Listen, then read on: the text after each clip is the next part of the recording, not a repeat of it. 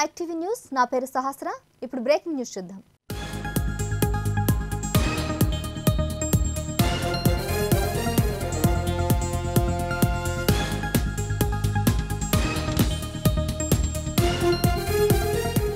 ఇక వివరాల్లోకి వెళితే మంత్రులకు శాఖల కేటాయింపుపై ముఖ్యమంత్రి చంద్రబాబు కసరత్తు పూర్తి చేశారు. తిరుపతి నుంచి అమరావతికి తిరిగి వచ్చాక ఎవరికి ఏ శాఖలు కేటాయించేది అనేది ప్రకటించనున్నారు. జనసేనకు కీలక శాఖలు కేటాయించనున్నారు. పవన్ కళ్యాణ్ను ఉప ముఖ్యమంత్రిని చేయడంతో పాటు కీలకమైన పంచాయతీరాజ్, గ్రామీణాభివృద్ధి, అటవీ శాఖ, పర్యావరణ శాఖలు కేటాయించే అవకాశం ఉంది. నాదెండ్ల మనోహర్కు పౌర సరఫరాల శాఖ, కందుల దుర్గేష్కు పర్యాటకం, సినిమాటోగ్రఫీ శాఖను కేటాయించనున్నట్లు తెలుస్తుంది. పవన్ కోరిక మేరకే గ్రామీణ నేపథ్యం ఉన్న శాఖను కేటాయించనున్నట్లు తెలుస్తుంది. లోకేష్కు కూడా కీలక శాఖను కేటాయించనున్నట్లు పార్టీ వర్గాలు చెబుతున్నాయి.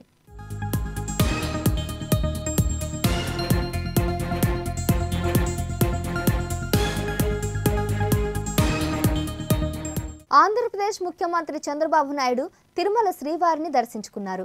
కుటుంబ సభ్యులతో కలిసి శ్రీవారిని దర్శించుకున్నారు. చంద్రబాబు వెంట ఆయన సతీమణి భువనేశ్వరి, కుమారుడు లోకేష్, కోడలు బ్రాహ్మణి, మనవడు దేవాంచున్నారు. వైకుంఠం క్యూ కాంప్లెక్స్ ద్వారా ఆలయ ప్రవేశం చేసిన చంద్రబాబుకు మహాద్వారం వద్ద ఆలయ అధికారులు స్వాగతం పలికారు. ప్రధాన అర్చకులు సీఎం చంద్రబాబు కుటుంబ సభ్యులను ధ్వజస్తంభం మండపం నుంచి ప్రత్యేక మార్గం గుండా ఆలయంలోకి తీసుకువెళ్లారు. స్వామివారి అంతరాయంలో చంద్రబాబు కుటుంబ సభ్యులు ప్రత్యేక పూజలు నిర్వహించారు. దర్శనానంతరం స్వామివారి ప్రసాదాన్ని అందజేశారు.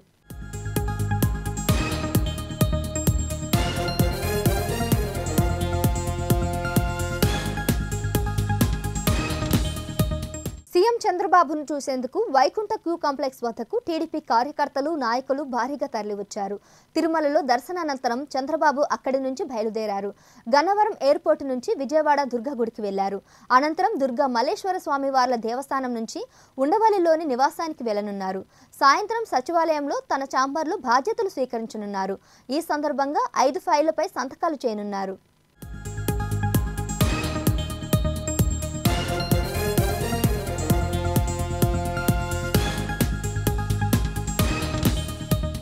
రాష్ట్రంలోని రైతులకు ఆగస్టు 15 లోపు 2 లక్షల రుణమాఫీ అమలుపై విధి విధానాల ఖరారు కోసం కేబినెట్ భేటీ నిర్వహించాలని సీఎం రేవంత్ రెడ్డి నిర్ణయించారు. ఈ నెల 15 లేదా 18న సమావేశం జరిగే అవకాశం ఉంది. రుణమాఫీ అమలుకు అవసరమైన ప్రభుత్వ పరమైన నిర్ణయాలపై సమావేశంలో చర్చించనున్నారు. ఎన్నికల్లో ఇచ్చిన హామీ ప్రకారం నిర్ణీత గడువులోగా రుణమాఫీని సీఎం అత్యంత ప్రాధాన్యత అంశంగా తీసుకున్నారు. పంట పండించే ప్రతి పేద రైతుకు లబ్ధి చేకూరే విధంగా రుణమాఫీ ద్వారా చేయూత అందించాలని భావిస్తున్నారు. ఆర్థికంగా ఇబ్బందుల్లో ఉన్న రైతు కుటుంబాలను ఆదుకునేలా మార్గదర్శకాలు ఉండేలా చర్యలు తీసుకుంటున్నారు. రైతులకు ఇచ్చిన హామీ ప్రకారం గడువులోగా రుణమాఫీ చేసేందుకు సన్నాహాలు చేయాలని ఇటీవల వ్యవసాయ, ఆర్థిక శాఖ అధికారులకు సీఎం ఆదేశించారు. రుణమాఫీ అమలుకు ఎన్ని నిధులు అవసరం, అందుబాటులో ఉన్న వనరులు, నిధుల సమీకరణకు ప్రత్యామ్నాయ మార్గాలను ప్రభుత్వం పరిశీలిస్తుంది.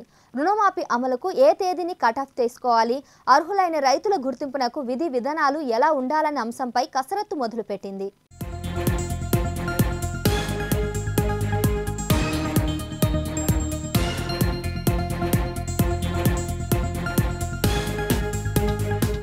రాష్ట్రంలో గతంలో రుణమాఫీ అమలైన తీరును పరిశీలించడంతో పాటు అవసరమైతే ఇతర రాష్ట్రాల్లో రుణమాఫీ పథకాలు, కేంద్రం ఇప్పటికే అమలు చేస్తున్న రైతు సంక్షేమ పథకాలకు అనుసరించిన పద్ధతులను అధికారులు అధ్యయనం చేస్తున్నారు. వాటి వల్ల ప్రయోజనాలు, నిర్దేశించిన అర్హతలను కూడా పరిశీలిస్తున్నారు. కేంద్ర ప్రభుత్వం ప్రధానమంత్రి కిసాన్ సన్మాన్ నిధి పథకంలో భాగంగా దేశంలో అర్హులైన రైతులందరికీ ఏటా 6,000 ఆర్థిక సాయం అందిస్తుంది. కేంద్ర, రాష్ట్ర మంత్రులు, ఎంపీలు, ఎమ్మెల్యేలు, ఎమ్మెల్సీలు, మేయర్లు, జెడ్పీ చైర్మన్ పర్సన్లు, రాజ్యాంగబద్ధమైన పదవుల్లో ఉన్నవారు, కేంద్ర, రాష్ట్ర ప్రభుత్వ ఉద్యోగులు, ఆదాయ పన్ను చెల్లించే వారిని ఈ పథకం నుంచి మినహాయించింది.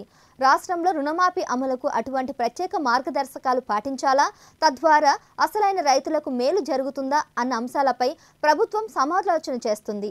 ఆర్థికంగా ఇబ్బందులు ఉన్న ప్రతి రైతుకు మేలు జరగాలంటే ఎలాంటి విధి విధానాలు ఉండాలి అన్న అంశాలపై సర్కారు దృష్టి సారిస్తుంది. వీటన్నిటిపై వచ్చే వారం కూడా జరిగే అవకాశం మంత్రివర్గ సమావేశంలో సమగ్రంగా చర్చించి నిర్ణయాలు తీసుకునే అవకాశం ఉందని ప్రభుత్వ వర్గాల ద్వారా తెలిసింది.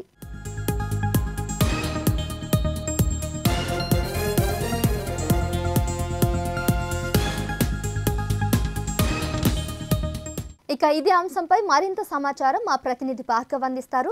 భార్గవ్, చెప్పండి, రైతు రుణమాఫీపై చర్చించేందుకు త్వరలో జరిగే కేబినెట్ భేటీకి సంబంధించి అప్డేట్స్ ఏంటి? ఎగ్జాక్ట్లీ సహస్ర. అసెంబ్లీ ఎన్నికల టైంలో కాంగ్రెస్ పార్టీ 2 లక్షల రైతు రుణమాఫీ చేస్తా అంటూ కూడా హామీ ఇచ్చింది. మేనిఫెస్టోలో కూడా చాలా కీలకంగా ఉంది. ఇది రాష్ట్ర వ్యాప్తంగా కూడా ప్రతిపక్షాలు దీని మీద పెద్ద ఎత్తున ఆరోపణలు చేస్తున్న పరిస్థితి చూస్తూ ఉన్నాం. కాంగ్రెస్ పార్టీ అధికారంలోకి వచ్చి ఇన్ని నెలలైనా కూడా రుణమాఫీ ఏమైందని కూడా వాళ్ళు చాలా పెద్ద ఎత్తున ఆరోపణలు చేస్తున్నారు. ఈ నేపథ్యంలోనే కాంగ్రెస్ పార్టీ ప్రభుత్వం రైతు రుణమాఫీ అమలుకు శ్రీకారం చుడుతూ ఉంది. అంటే ఎంత ఖర్చు అవుతుంది రైతు రుణమాఫీకి?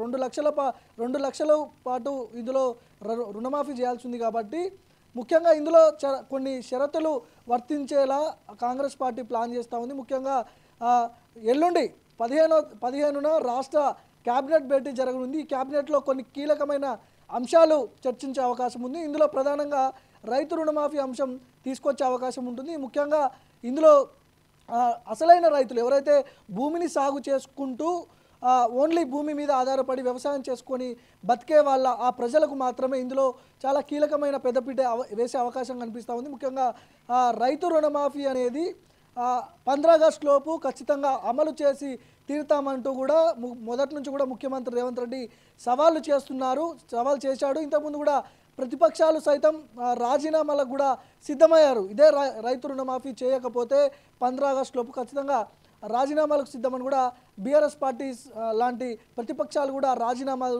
సవాళ్ళు విసురుతున్నారు. సో ఈ నేపథ్యంలోనే 15 ఆగస్టు లోపు ఏదేమైనప్పటికీ కూడా ఖచ్చితంగా అమలు చేయాలనే ఉద్దేశంతో ముఖ్యమంత్రి దాని మీద ప్రత్యేకమైన ఫోకస్ పెట్టారు.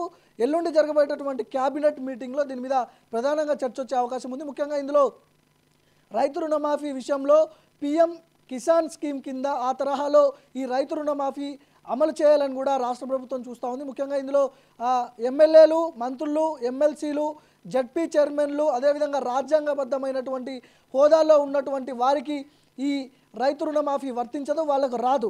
ఎవరైతే ఓన్లీ సాగు చేసుకుంటూ భూమి మీద ఆధారపడి సాగు చేసుకుంటూ వాళ్ళు జీవనం కొనసాగిస్తున్నారో అసలైన రైతులకు మాత్రమే ఇందులో రైతు రుణమాఫీ చేసే అవకాశం ఉంటుంది.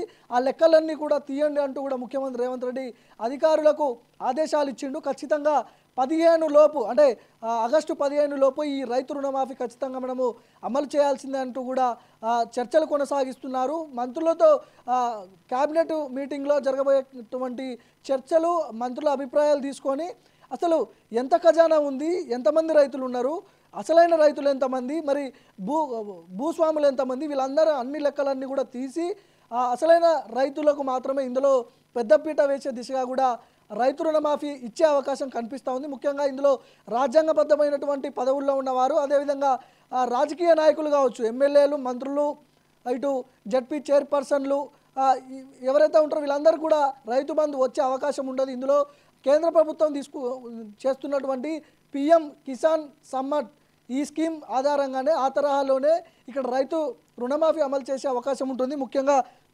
ఇందులో 2 లక్షల రైతు రుణమాఫీ చేయాల్సిన అవసరం ఉంటుంది కాబట్టి అసెంబ్లీ టైంలో వీళ్ళు చాలా కీలకమైన అంశం వీళ్ళు మేనిఫెస్టోలో పెట్టారు. రైతు రుణమాఫీ అనేది ఖచ్చితంగా చేసి తీరుతామంటూ కూడా ఇప్పటికి కూడా ప్రభుత్వ వర్గాలు చెప్తున్నాయి.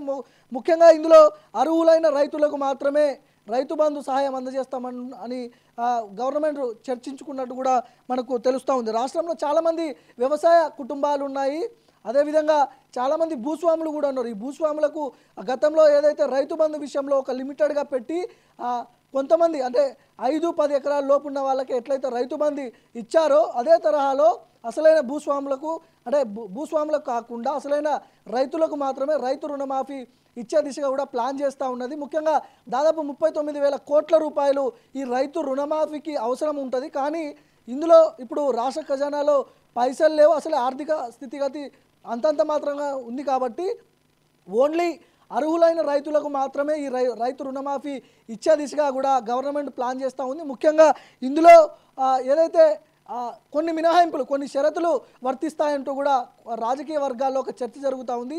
మరి ఈ షరతులు వర్తిస్తే ఏదైతే మనం ఇందాక చెప్పినట్టుగా రాజకీయ నాయకులు కావచ్చు, రాజ్యాంగబద్ధమైనటువంటి పదవుల్లో ఉన్న వాళ్ళు, ఎమ్మెల్యేలు, ఎమ్మెల్సీలు, మంత్రులు వీళ్ళని మినహాయిస్తే మరి ప్రతిపక్షాలు ఎలాంటి ఆరోపణలు చేస్తాయి, వాళ్ళను కూడా ఎదుర్కొనే వాళ్ళని ఎలా ఎదుర్కోవాలి, ఒకవేళ ఆరోపణలు చేస్తే వీళ్ళని ఈ షరతులు పెడితే ప్రతిపక్షాలు ఖచ్చితంగా ఆరోపణలు చేస్తాయి కాబట్టి సో వాటిని సైతం ఎదుర్కోవడానికి ముఖ్యమంత్రి రేవంత్ రెడ్డి రెడీగా ఉన్నాడు. ఇవన్నీ కూడా ఒక కీలకమైన చర్చలు జరిగిన తర్వాత అసలైన రైతులకు మాత్రమే ఇందులో రైతు రుణమాఫీ చేసే అవకాశం ఉంటుందని కూడా రాజకీయ వర్గాల్లో ఒక చర్చ జరుగుతుంది. ముఖ్యంగా ఎల్లుండి 15న జరగబోయేటటువంటి రాష్ట్ర క్యాబినెట్లో చాలా కీలకంగా ఈ రైతు రుణమాఫీ అంశం తీసుకురాబోతున్నారు. రైతు రుణమాఫీ విషయంలో ముఖ్యంగా చాలామంది రైతులు ఎన్నో ఏండ్లుగా ఎదురు చూస్తున్నారు రైతు రుణమాఫీ విషయంలో. కాబట్టి 15 ఆగస్టు లోపు ఖచ్చితంగా రైతు రుణమాఫీ అమలు చేయాల్సిందే. కాబట్టి సో ఆ లిస్టు మొత్తం తయారు చేయండి, ఎంతమంది రైతులు ఉన్నారో, అసలైన రైతులు ఎంతమంది, భూస్వాములు ఎంతమంది, రైతు బంధు ఎవరికి అవసరం లేదు, ఎవరికి అవసరము, ఓన్లీ భూ సాగు చేసుకొని బతికేటోళ్ళ రైతులు ఎంతమంది ఉంటారో వాళ్ళందరికీ ఓన్లీ వాళ్లకు మాత్రమే రైతు బంధు ఇవ్వాలని గవర్నమెంట్ ప్లాన్ చేస్తూ ఉంది. ఈ దిశగా షరతులు వర్తింపజేసి ఒకవేళ రైతు రుణమాఫీ కనుక అమలు చేస్తే 39,000 కోట్ల అంచనా వేసిర్రు గతంలో.